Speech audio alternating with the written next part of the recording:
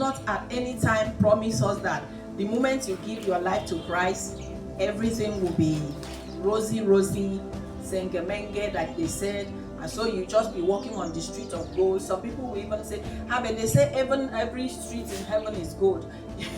So they expect once you give your life to Christ, you'll be already floating on it. All right, that's not it. The scripture says that many are the afflictions of the righteous one. But what happened?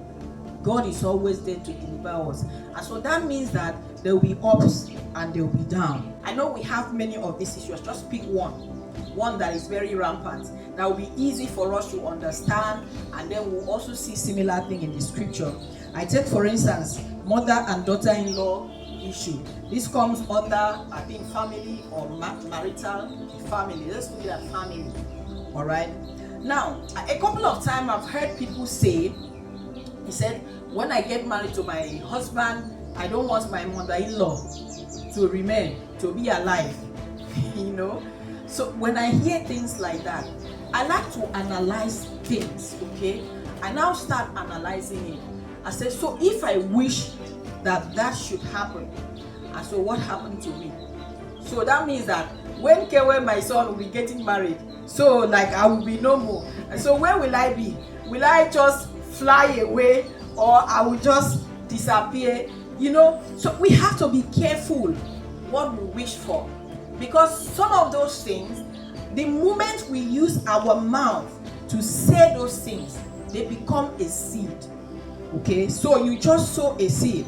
Now, so for instance, would you yourself want to die before your son or your daughter get married? When most mother-in-laws, mothers, the thing I hear, like we say in the movie, give me grandchild, give me grandchildren. Almost every movie you watch, you see mother and mother-in-law, give me grandchildren. So they end up putting pressure on the man or the woman. Mostly is the women. All right. So would you want to die before your daughter or before your sons get married, and you see how they're living happily, and then your grandchildren, will you want a thing like that? I can hear somebody saying, God forbid. They can even do God forbid like this 7 times. So you see, which son ordinarily, if nothing else involved, will sit down and see you have issue with his own mother, and then will still love you? So you see what I said, when you have one issue, you don't handle it, it will always lead to another that will lead to another. At the end of the day, even you yourself that wish for that, you'll be affected. It will affect you. You will end up not being in that family in peace. Do you understand me? Because that mother and that son, they've come a long way. You're the stranger that is just coming in. You know, chicken, when they go to a new place, they stand on one leg. I don't know why it is that. If just be observant, you see. Once you bring in a new local chicken, I don't know about that green chicken, the local one.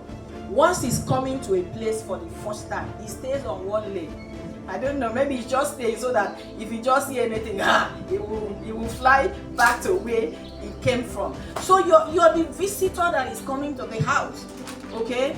The mother and the son, the mother and the daughters, they've come a long way. You can imagine the process of having a son, and then that son goes to school. You have primary, you have secondary, you have university, and then work. All this while you're praying that things get better.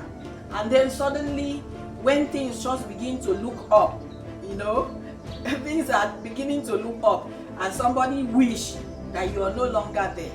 All right. In short, if you see that person coming, you want to use gun. You ask somebody to give you a gun.